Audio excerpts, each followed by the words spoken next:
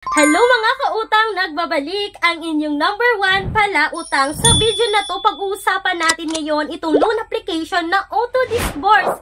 Yes mga kautang, kung kayo ay pasado sa kanilang evaluation, no, automatic pong ma-receive yung pera sa loob ng GCash or Paymaya ninyo or kung saan nyo gustong i-disburse ng pera. Mga kautang, mo kayo ay nag-apply dito, mag-select muna kayo kung saan nyo gustong i-disburse ng pera. Hello mga kautang, welcome back to sa aking channel. This is Convis, ang number 1.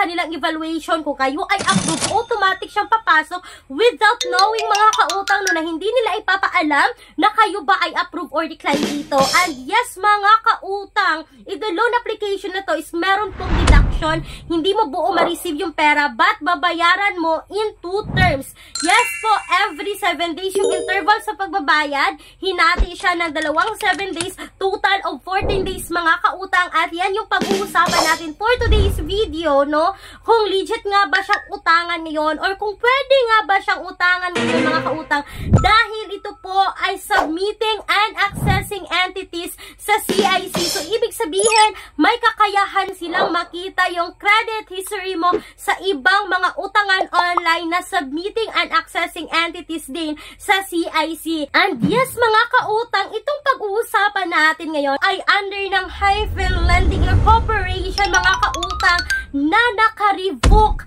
na po sa Securities and Exchange Commission. Yes mga kautang, nakita ko po yung update dito sa Facebook page ng Securities and Exchange Commission sa Pilipinas, no, na si Hyphen Lending is meron ng revocation order. Nasabi dito mga kautang, the Securities and Exchange Commission or SEC has revoked the Certificate of Incorporation and canceled the Certificate of Authority to operate as a lending company of Hyphen Lending, which operates online lending platforms, Peso Wallet, and Credit Cash.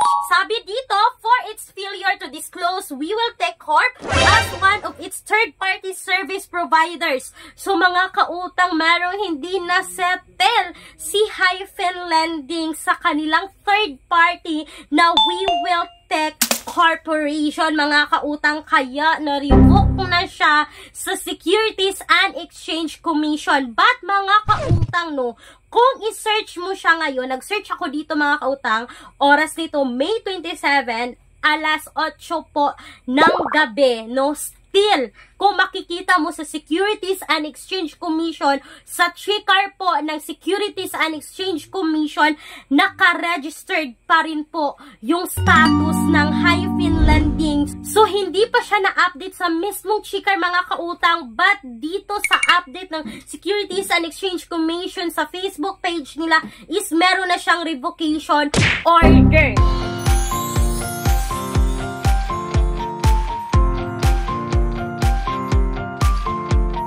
Mga kautang, alam nyo ba na meron pa rin akong unsettled na utang dito kay Hyphen na under po dito kay Credit Cash? Dahil mga kautang, nung ako ay nag-utang dito way back November, ano na ngayon? December, January, February, March, April, May na ta ngayon mga kautang, no? Nasa 6 months na akong delayed dito kay Hyphen, kay Credit Cash na under ng Hyphen, which is hindi ko talaga binayaran mga kautang. Kasi alam nyo, hindi ko nakita na na-approve ako dito, no, nasabi ko na yan sa previous video ko na hindi ko na namalayan na may pumasok na 1,480 ba yun sa 2,000 na loan ko, yung pumasok sa 1,480 na babayaran ko mga kautang ng 7 days, pangalawang 7 days which is 14 days, no. At hindi ko siya nabayaran until now. At alam nyo mga kautang, chinek ko ulit kanina lang yung app dito kay Credit Cash. No, nandito pa rin yan sa phone ko. Hindi ko naman siya in-uninstall. Nandito pa rin. So, makikita nyo ngayon sa screen na kailangan kong bayaran ng 5,390 na. So, dito sa details mga kautang, makikita nyo ngayon, no, na sa loan amount is 2,000, yung term interest is 140, yung service fee is 570, yung processing fee is umabot na 3,200 200. So, total po nito is 5,390 and until now is hindi na po ako nakabayad. So, ito yung nangyari mga kautang, no? Naka-receive lang ako ng mga text and tawag last January. But hanggang ngayon, February, March, April, May, wala na ako na-receive na text. Wala na po akong na-receive na tawag dito kay Credit Cash. So, hindi na sila nangungulit mga kautang. Nasa 2 months yung pangungulit nila. But sinabi ko sa agent nila na hindi talaga ako magbabayad. No? Kasi hindi naman nila tanggapin kung yung ibalik ko is 1,480. So, hindi ko na lang binayaran lahat. Diba mga kautang? Alam ko mga kautang sa sarili ko na ito rin yung dahilan na bumaba yung credit score ko. No? Kasi nag-apply ako sa isang loan application na sabi mga kautang na decline ako dahil bumaba yung credit score ko. I think this is the reason kasi submitting and accessing entities po sa CIC itong si Hyfin. So, eto na nga mga kautang, no? Until now, ang dami pa rin umutang dito sa loan application na to kasi may nabasa pa akong recent comment mga kautang nung May 1, 2025, no? This month and this year lang yan mga kautang. Sabi po na isang commenter mga kautang na 10,000 pesos yung na-loan niya dito but yung na-receive niya is 7,400 yung na-receive niya at pumasok agad sa account niya mga kautang. At sabi niya, kailangan niya raw bayaran ng 10,750 in just 7 days.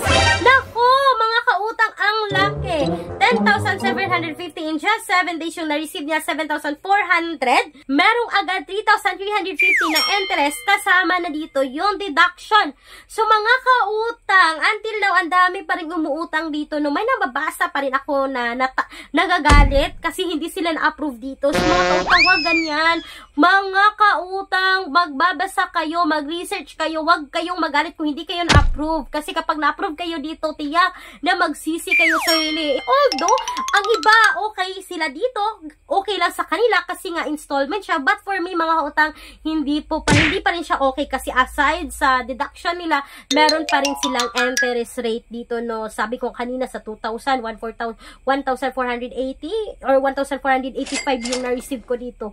At babayaran ko ng 2,000 plus yun mga kautang no, sa previous video ko yun, but until now hindi pa rin ako nagbayad dito. So mga kautang, take note ha, na-revoke na itong si Hyfin. So ibig sabihin wala na silang authority na makapag-operate as a lending dito sa Pilipinas. So mga kautang, alam ko nanunood kayo ngayon dito dahil naghahanap talaga kayo ng mauutangan online. So may mga alternatives naman tayo na apply direct website, pero hindi ibig sabihin yung utangan yun na please do a research sa kahit anumang utangan online. And speaking po sa bank personal loan na palagi kong binabanggit dito sa loob ng video ko, you can email me right away, clariza@gmail.com, or you can now Viber me mga kautang kasi sumasagot po ako ng tawag at message dito sa Viber. Sana po ay nakatulong itong quick and honest review about kay Credit Cash mga kautang na under kay Hyfin na na-revoke na sa Securities and Exchange Commission. Once again, this is Clarice, ang inyong number 1 pala utang dahil utang is life. Bye bye bye mga kautang!